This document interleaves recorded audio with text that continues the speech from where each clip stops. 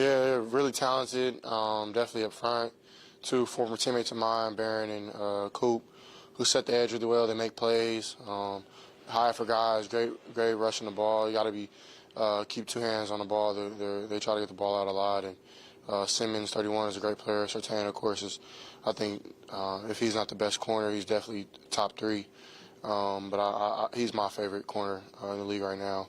Got a lot of respect for that guy. So we got our hands full, man. They're a great team, and we got to bring our A game, man, and go get a dub at home. CJ, their defensive backs like to play super aggressive, especially towards wide receivers coming across the middle. As a quarterback, how do you keep your wide receivers out of those positions from being hit from those super aggressive defensive backs like that? Just timing, footwork, doing what we do best. Just focusing on us, never anybody else. And I think my receivers know I never put them in a bad position. At least I try not to. And I'm always looking in front of them, even though they're not looking. So it's a trust factor you have to have with that. But I think we faced teams like that before, and it's just we got to be honest with ourselves. And if it's not there, I got to be smart, check it down, or whatever the case may be. So definitely just got to be smart on my part. CJ, from an overall standpoint, this is a team that's gone on a 5-game winning streak. What have you noticed from the start of the year to where they are now, other than just momentum carrying forward? Their DC is really good. He's a great play caller. He puts his players in position to win really well. And I think towards the end of the year they've cut down on as much as they've done. A lot. There's still a lot of stuff, but not as much in variety. More just letting his players play, as you can, what I can tell, of just letting his players play man, and letting his safeties eat from there, and his backers fill everything up with the run game, and letting his D-line hunt. So he's doing a great job of putting everybody in position to win, that I can tell from film, and a lot of respect for those guys over there. How much has Bobby Sloan helped you out this year and helped you get to the point where you are this season? He's helped me tremendously. He's one of the people that I appreciate because he's very honest with me. He holds me accountable game in and game out, no matter how good or bad people say. He's always has a coaching point or two to hit, and he's really honest, which I appreciate. And he's really smart. He knows when to call certain plays, when not to, and my job is always make him right. And I feel like we have a good chemistry on what we've built these last couple of weeks, and we're just going to keep growing from there. But he's been a tremendous help. CJ, how do you feel like you've done this year in balancing wanting to make that big play and also take care of all of that, really just making overall good decisions?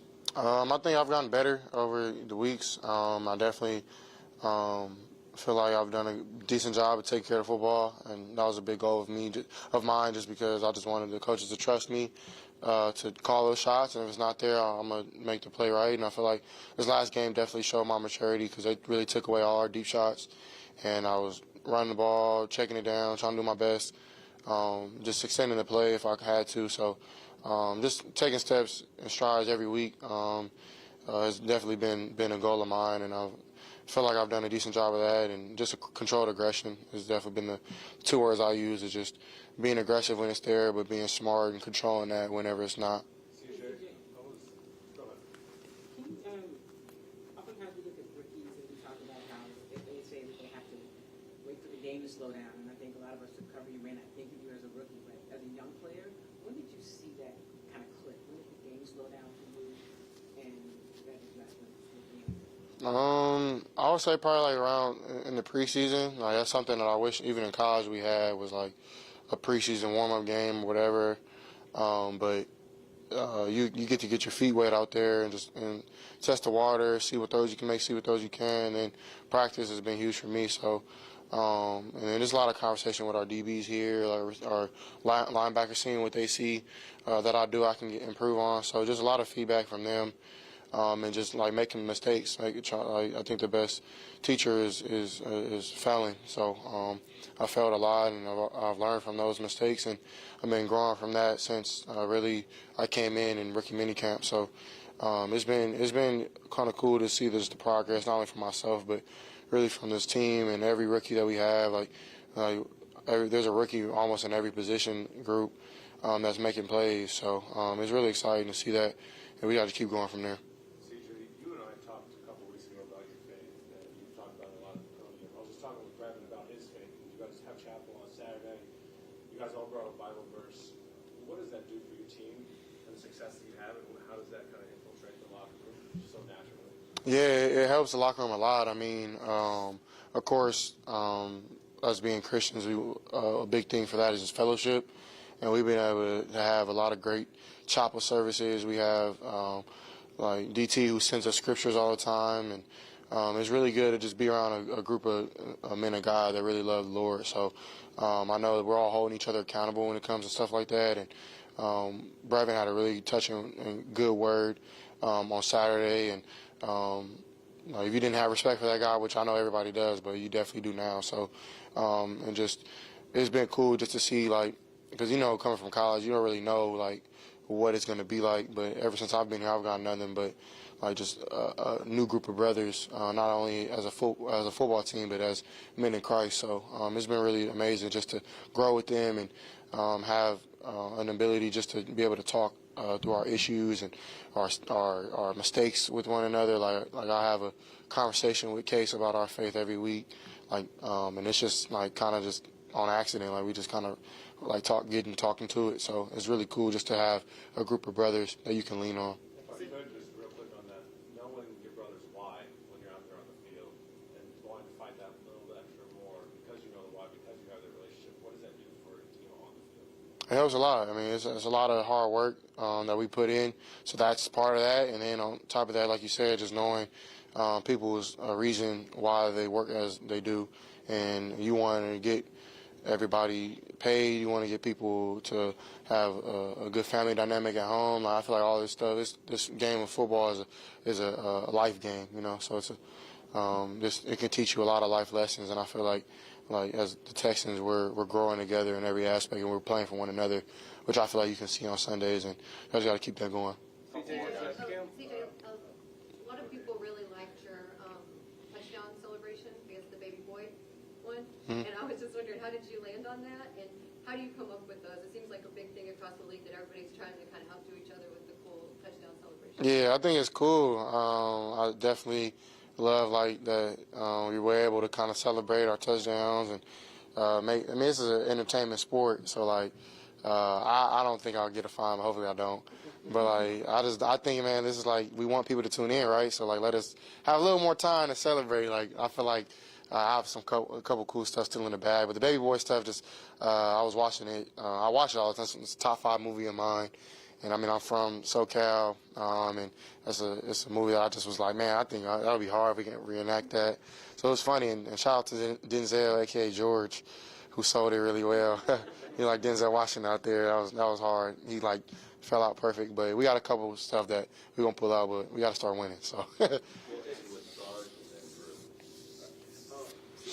Just like Kim alluded to earlier, we don't really look at you as a rookie, just by the way you carry yourself and the way that you're playing right now. But internally, in mindset, you're going into the most football you've played in a very long time with 6 games left.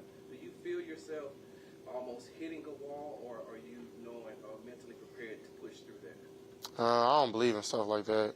I think for me, like, my mindset ever since I've been a kid is like, what's next? Like, how can I keep improving? How can I keep going? So I'm not trying to sit up here and act cool like I'm perfect. Of course, like I get tired, I'm fatigued. Like, I'm tired sitting up here right now, but like I'm gonna just keep going because I know it's bigger than me, So I don't really believe. I believe like there's only a wall if you allow there to be in your mind. So I don't allow myself to take a shortcut or have a day off or have an off day. Like that just doesn't fly with me. I think you're uncommitted or unmotivated if that kind of happens. This is what I asked for. It's what I signed up for. I don't feel bad for myself. I'm blessed to be in the position I am.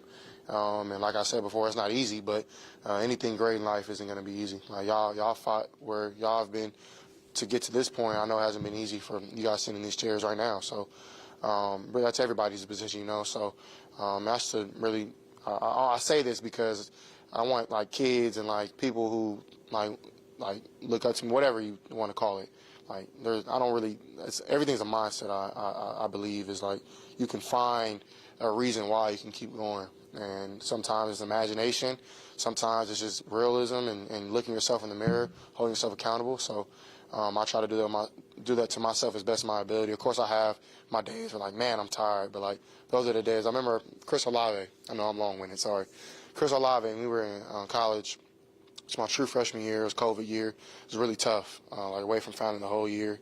And we were like, didn't know if we were going to play or not. And this was like our first day of like fall camp. I think we were done after like we had to go home after something crazy because COVID happened. And we came back and we were lifting.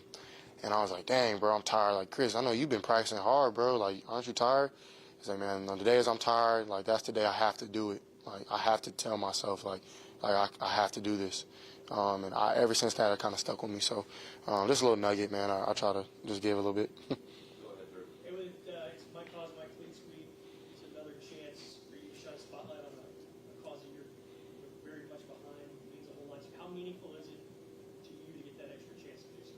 Yeah, it's a blessing. I appreciate what I'm doing to My Cause, My Cleats with Reform Alliance, and I appreciate them allowing me to do this. And it's something that I'm a part of now, that I've been in a couple of meetings with them, and I'm trying to get more hands-on as the season slows down. Hopefully in the off-season I can do more, but really our goal is really to help with changing laws, like culture, systems for parole and probation. And it's been really cool just to see like some of the laws change already, and of course a lot of it still isn't fair, and we're trying to work through all that. And I know Jessica and my guy Robert are figuring everything out on their end, and I'm just trying to do my thing to support. So I'm going to be representing Reform Alliance on the field, and I want to have my good game while doing that. So I really think it's cool that we're allowed to do some different things to bring awareness to people's causes, and we have people who have cancer and like mental illness and things. I think we touch every single type of issue out there, or at least we try, and I think it's really cool to do that. Thanks, CJ. All right, you guys. God bless.